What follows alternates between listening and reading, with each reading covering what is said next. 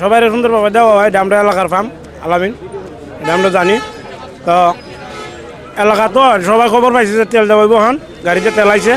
এই যে মাত্র 2টা গাড়ি আসছিল। কি চাও আপনার তেলের ব্যাপারে কিংবা বিদ্যুতের ব্যাপারে? তেলের ব্যাপারে, বিদ্যুতের ব্যাপারে এটাই চাওয়া, যাতে যত তাড়াতাড়ি সম্ভব এই সংকটটা সমাধান করা যায় আর কি, এটাই সরকারের কাছে দাবি। ধন্যবাদ। আমি বুঝতে পারতেছি না ভাই, কারণ হচ্ছে সরকার তো আমরা জানি যে সরকার বলতেছে যে তেলের কোনো সংকট নাই। আজকে গতকালকে বললো যে যে তেল মজুদ আছে আমাদের আরো 1 মাস ভালোভাবে চলবে, কিন্তু আমরা সমস্যা হলো ভাই, এই যে ঘন্টা 2 ঘন্টা 3 ঘন্টা দাঁড়াই থাকি, ঠিক আছে, কিন্তু তেল তো আমরা পাইতেছি না। আমি আজকে 3 দিন ঘুরে গেছি, তেল পাইছি না। বিশেষ করে সরকারের কাছে আমাদের একটা আবেদন, যাতে আমরা বিদ্যুৎ এবং তেল এটা যাতে আমরা সঠিকভাবে পাই। বিদ্যুতের জন্য এখন ছেলেমেয়েরা পড়ালেখা করতে পারতেছে না, বিশেষ করে বিদ্যুতের জন্য আরো বেশি ক্রাইসিসে আছি আমরা। আমি দাঁড়াই আছি প্রায় 2 ঘন্টা যাবত দাঁড়াই আছি তেলের লাগি। আসলে তেলের যে সংকট, সরকারের কাছে কি চাও আপনার? সরকারের কাছে চাওয়া আমাদের, যাতে নতুন সরকার গঠন হয়েছে, যাতে আমাদের সবাই আমরা চাহিদাটা মিটাইতে পারে সরকার, এটা যেন সরকার দেখে পাবলিকের সমস্যাগুলা। ধন্যবাদ। তো দর্শক, আমি এক নজর দেখাই আপনাদেরকে যে পাম্পের কি অবস্থা দেখেন, আর কত শত শত গাড়ি, শত শত মানুষ ঘন্টার পর ঘন্টা দাঁড়িয়েছে শুধু পেট্রোল কিংবা অকটেনের জন্য। তা আসলে মূল বিষয়টা হচ্ছে, আমরা আরও অনেক ভুক্তভোগী রয়েছে। যে ভাইজান একটু ধরেন, মানে কতটুকু কষ্টে আছেন তেলের জন্য? তেল তো আমি আজকে 15 দিন ধরে তেল পাই নাই, আজকে আসলাম খবর শুই না, এখন পর্যন্ত তেল পাই নাই।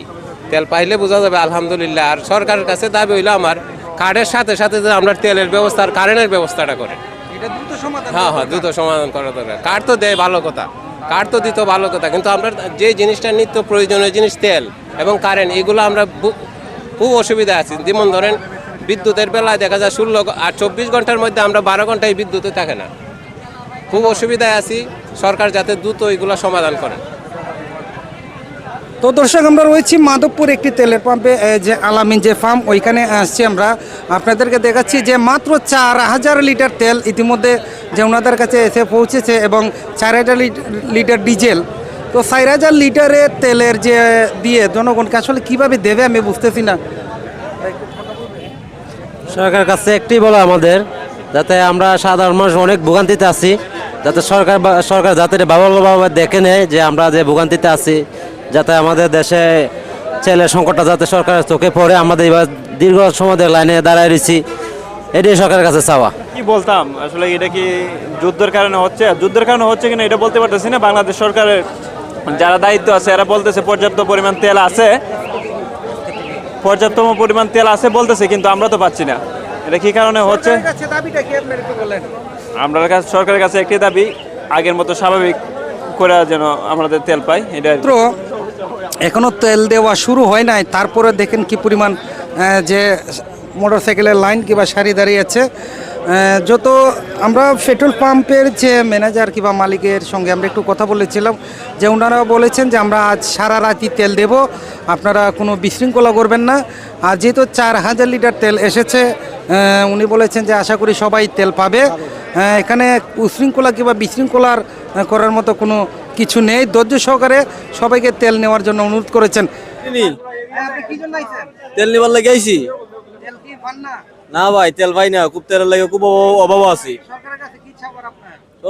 তেল হয়েছে আর কি, তেল দিলে তো আমরা খুশি। আমরা বাইকাররা সবসময় তেল চাইলে আমরা খুশি।